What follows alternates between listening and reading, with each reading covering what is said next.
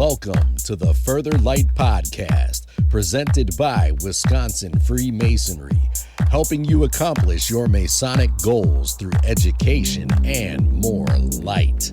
And now, I present to you, Brother Chris Ludke.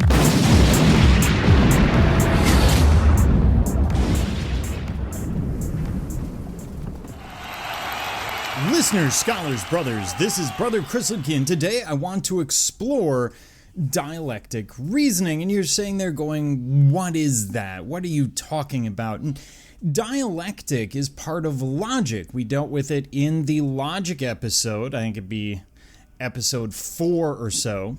And I briefly talked about it, but it's something that is sorely lacking today. I see it in my classroom. We see it in the lack of civility when it comes to civic discussions of politics, of policy, of different ideas.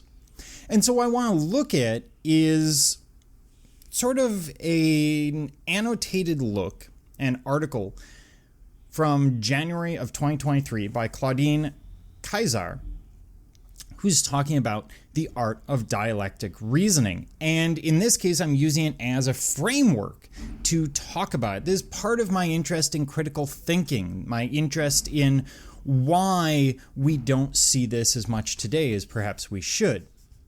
So first, let's get into it. The art of dialectical reasoning is understanding the process of logical debate and its benefits. Logic is understanding how things should go together.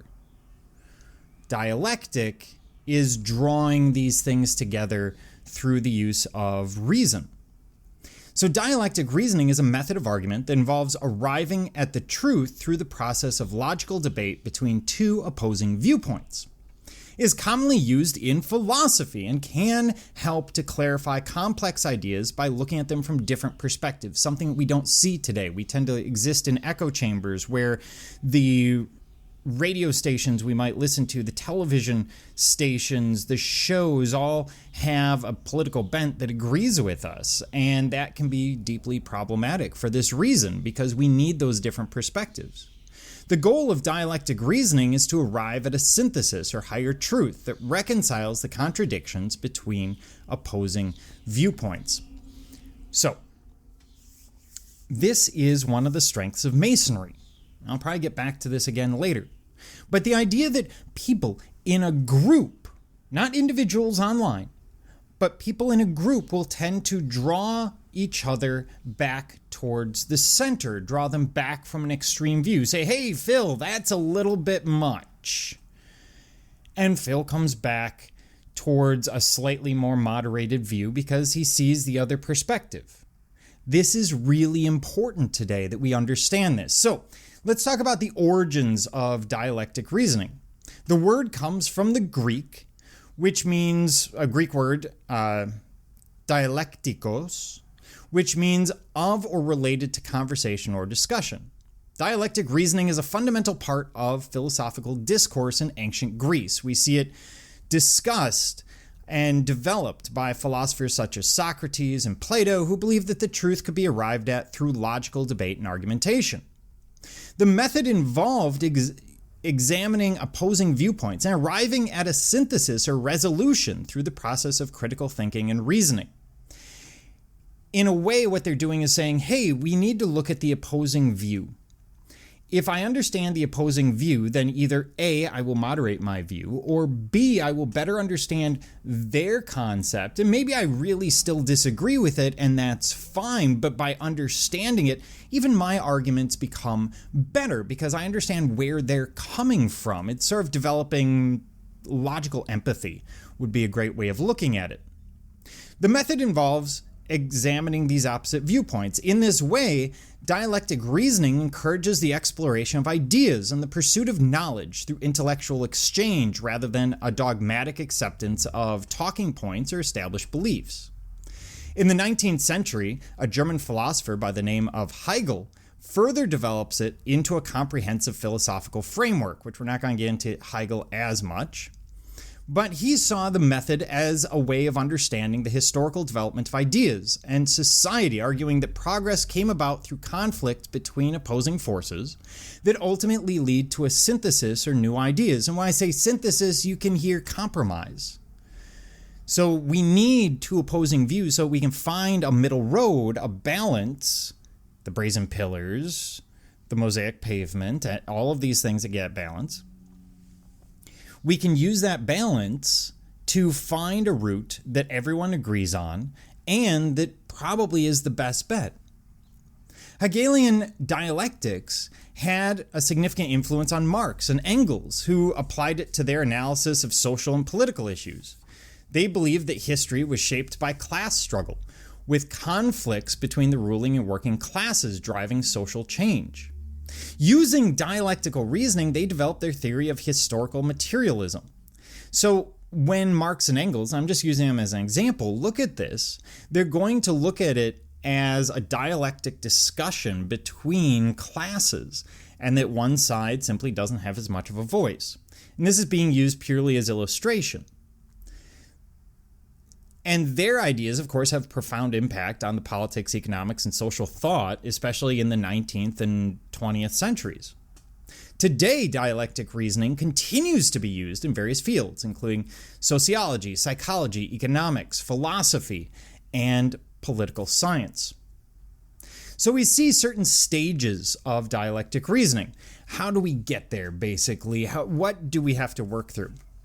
So the main stages that we see developed by Hegel are commonly referred to as thesis, antithesis, and synthesis.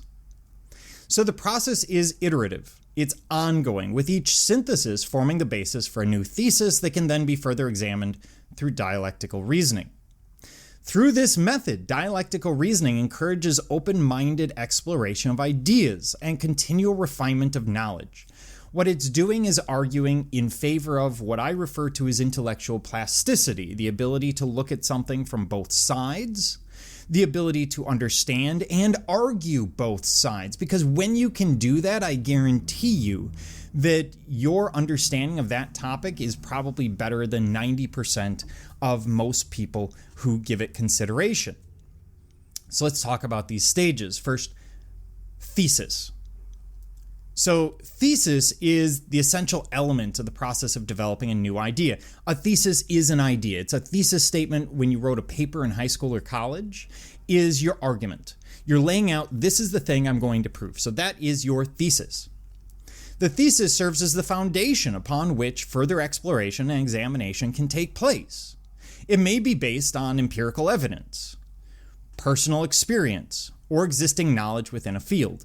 And let me say about personal experience, anecdote is beautiful.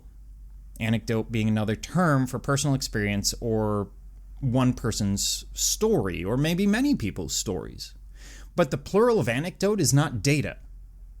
When you look at an individual's story, you must understand it as their experience, their story. There may be some truths well hidden in it. After all, the attentive ear is a very important thing. But we cannot assume that it is the same as data. And that tends to be one of these logical fallacies that we fall into. Now, the thesis should be well defined, and preferably supported by relevant evidence to provide a solid starting point for debate and analysis. Today, that would mean I have an idea. For example, I believe that the 47th problem of Euclid means this in Masonic terms. And now the first thing that I'm going to do is see if anyone else has that idea. Can I back myself up through authority? In other words, are there others out there with more knowledge than myself who agree with my idea? I might start looking at the 47th problem. I might start looking at interpretations of it. Maybe all the other interpretations are the opposite.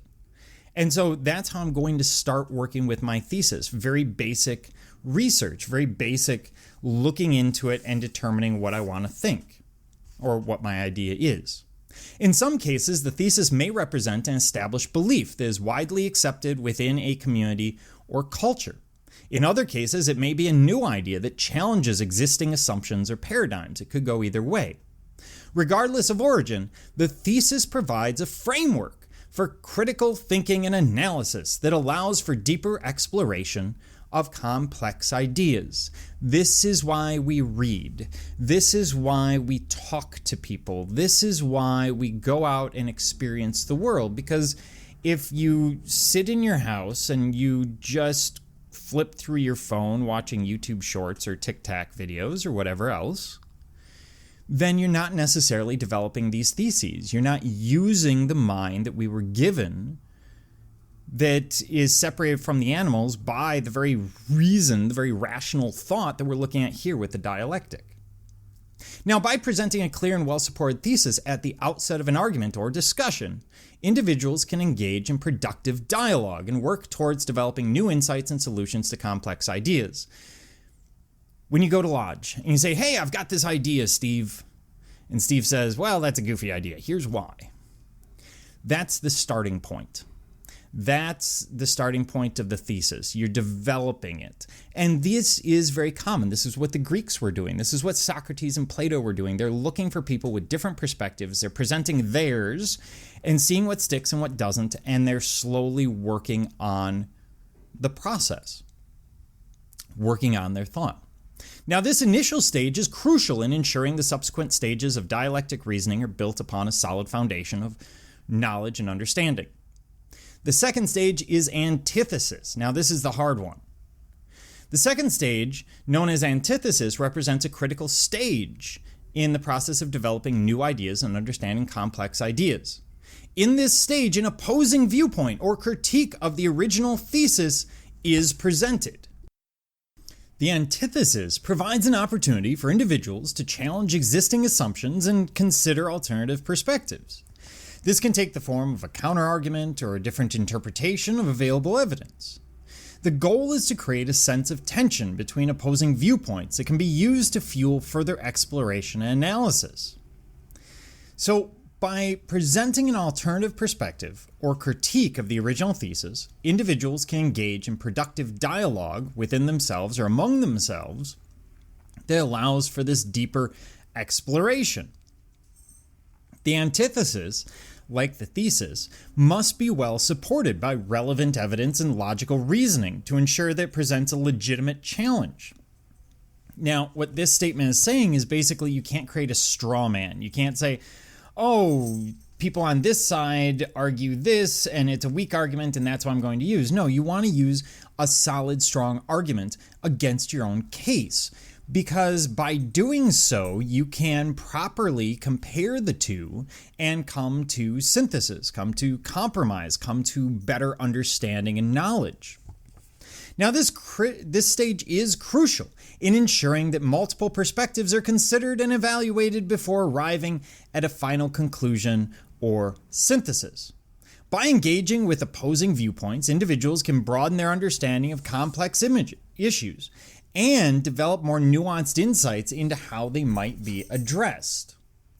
Overall, the antithesis serves as a valuable tool for promoting critical thinking and analysis, encouraging individuals to challenge existing assumptions and explore ideas in pursuit of deeper knowledge and understanding. This is how academia is supposed to work. You come up with your idea, but then you also almost immediately turn around and attempt to disprove your own idea.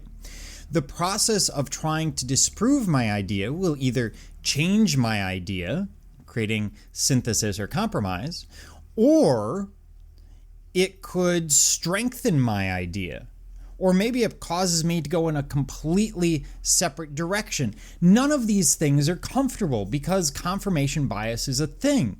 We want to be right.